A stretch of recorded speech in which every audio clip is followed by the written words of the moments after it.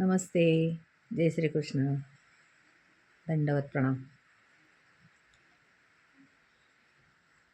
आज आणखीन एक अवघड श्लोक बघणार आहोत. श्रीमद भगवद्गीता 2रा अध्याय 62वा श्लोक. ध्यायतो विषयान् पुंस ध्यायतो विषयान् पुंस संगस्ते शुपजायते संगस्ते शुपजायते. ध्यायतो विषयान् पुंस संगस्ते शुपजायते.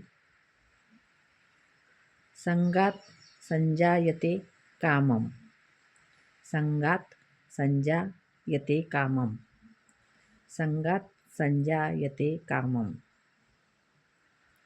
कामात क्रोधो भिजायते कामात क्रोधो भिजायते. संगात संजायते कामम कामात क्रोधो भिजायते. ध्यायतो विषयान् पुंस संगस्ते शुपजायते. संगात संजायते कामम कामात क्रोधो भिजायते. याचा अर्थ असा होतो, विषयाचं चिंतन जर करत राहिलं कोणत्याही विषयाचं तर त्याचा संग हवा असतो. म्हणजे तो विषय आपल्याला हवा असा वाटतो. आणि जेव्हा त्याचा आपल्याला संग हवा असा वाटतो आणि तो जर मिळाला नाही तर मग मात्र काम आणि क्रोध उत्पन्न होतात. आणि मग क्रोधामुळं काय होतं ते आपण पुढच्या श्लोकात बघूया. पुन्हा एकदा सांगते.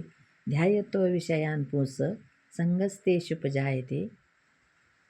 संगात संजायते कामम कामात क्रोधो भिजायते. धन्यवाद. आवडल्यास लाईक जरूर करा, शेअर करा आणि सबस्क्राईब करा. आणि असेच नवीन व्हिडिओ पाहण्यासाठी आपल्या चॅनलला भेट द्या. आपल्या चॅनलचं नाव आहे नाथ संस्कृतीचा. धन्यवाद.